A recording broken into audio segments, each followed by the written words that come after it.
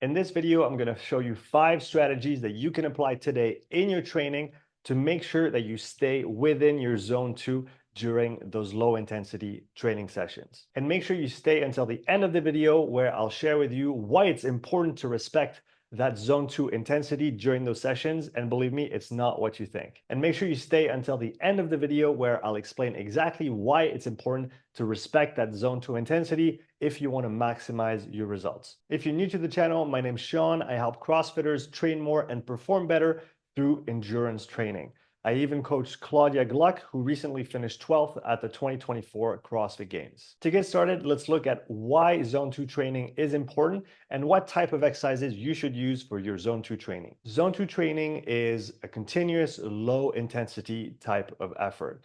Those sessions can last from 20 minutes up to multiple hours, depending on your level, your sport, and your goals. This type of training helps develop your cardiovascular and muscular systems and improve your endurance. Over time, we'll see a bigger heart muscle, we'll see better vasodilation of your arteries, we'll see an increase in capillary density around your muscle fibers, and we'll also see more mitochondria within those muscle fibers, making it easier for you to utilize oxygen and maintain higher intensities of effort for longer periods of time. And what you need to understand is that low intensity training or zone 2 training is going to primarily recruit slow twitch muscle fibers. And in the human body, we have slow twitch and fast twitch muscle fibers. The fast twitch are going to be used primarily at higher intensities, but those slow twitch fibers that you're going to use and recruit and develop with zone 2 training, they are the recycling center for your body, meaning that at high intensities, when the fast twitch fibers are working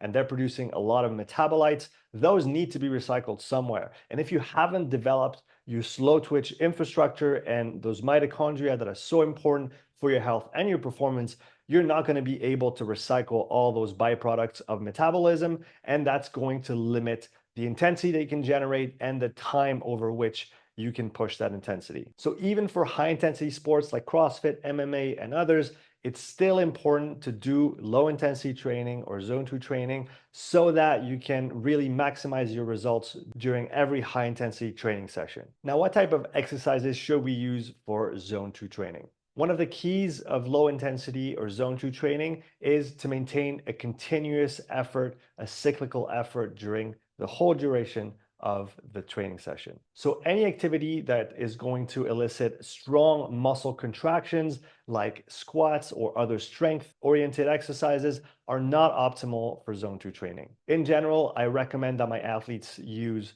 cycling or running as a primary exercise to perform their zone 2 training. Now let's look at the 5 strategies that you can use today to make sure you stay inside your zone 2 and maximize your training results. The first strategy is going to be measuring lactate during your low intensity training sessions.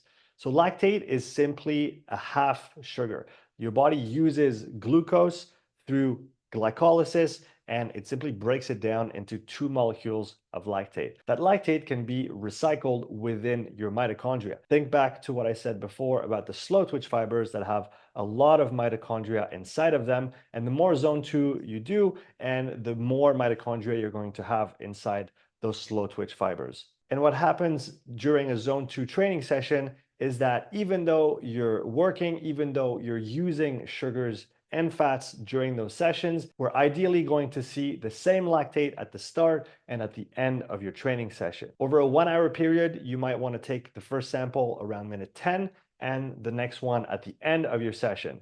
If you see an increase of more than 0.5 millimoles per liter, you're likely going too fast or too hard for your zone 2 session. But since lactate analyzers aren't accessible to everyone, you can also use heart rate as a measure for your zone 2 training. But contrary to what a lot of people say, I do not recommend that you use percentages of your maximal heart rate for your zone 2 training. A lot of people recommend 70% of your maximal heart rate or some other percentage of heart rate reserve. The problem with that is that between one individual and the next, there can be a huge difference in that percentage based on heart rate max. So instead of looking at a fixed value that might not apply to you, what we're simply going to do is look at how the heart rate trends during your zone 2 session, just like we did with lactate. So after a short warm-up, about 5 to 10 minutes, look at your heart rate, and again, look at that heart rate at the end of the session. If you see an increase of more than 5 beats over that hour of training, you can consider that you were going a little too hard or a little too fast for your zone 2 session. So ideally, we want to keep the heart rate flat during this type of training intensity. The next 3 strategies don't require any equipment, so you can start using them today in your training, even if you didn't have a lactate analyzer or a heart rate belt. The next strategy is using RPE to maintain your zone 2 intensity. RPE stands for rating of perceived exertion, meaning how hard does it feel, and this is a really good indicator in training. And it's such a central component to training that I recently did a full literature review on the topic and condensed it into a mini course on RPE that you can then apply in your endurance training, your strength training, and even to monitor your training load. So make sure you click in the link below in the description if you want to access that mini course.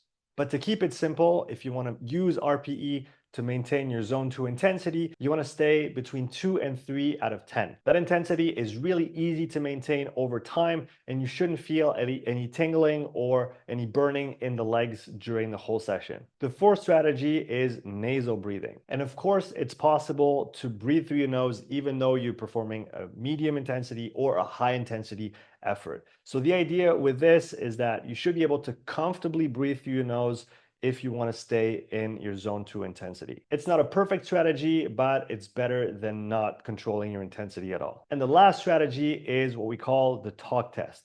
You should be able to hold a conversation with the person that you're training with or with someone on the phone during your low intensity or zone 2 sessions. Some people will say that the person on the other end of the line, if you're on the phone, should be able to tell that you're training. And that will really depend what kind of session you're trying to put in place. If you want some zone 2 training that will have the minimal impact on fatigue, then you want to stay between 2 and 3 and be able to talk freely without the person on the other end noticing that you're training. Now, if you want a slightly more sustained low intensity session, then yes, being around 4, maybe 5 out of 10 in terms of difficulty, and having the person that's on the other end of the line be able to say that you're training might be beneficial for you. And that brings us to the last question of the day. Why is it important to respect that zone 2 intensity? And contrary to what a lot of people think or say, I don't believe that if you come out of your zone 2, if you go a little bit too hard during that session, that it's going to completely destroy all the gains that you might get from those kind of sessions, and that you might as well just start again from scratch and forget what you just did. I really don't think that that's the case. Because obviously you can absolutely do your zone 2 sessions, and if periodically during that session you get out of that zone just a little bit, it is really not the end of the world. For me, the importance of respecting your zone 2 intensity is mostly to minimize fatigue on a global scale and make sure that you have the most resources available possible for your medium, high, or very high intensity sessions. So in any good training plan, we want to balance between the low intensities and the other intensities that we're going to be doing. And the more energy you put into your zone 2, if it's too high, the less energy you'll have for the rest. So to maximize your results, make sure you maintain your zone 2 intensity during your session so that you can have as much energy as possible for the other sessions in your training week. Now, if you want to hear more about zone 2 training, I made a full presentation on the topic that you can click on just here. Make sure you leave a comment below, share that video if you found it useful. I look forward to hearing your questions and comments, and I'll see you in the next one.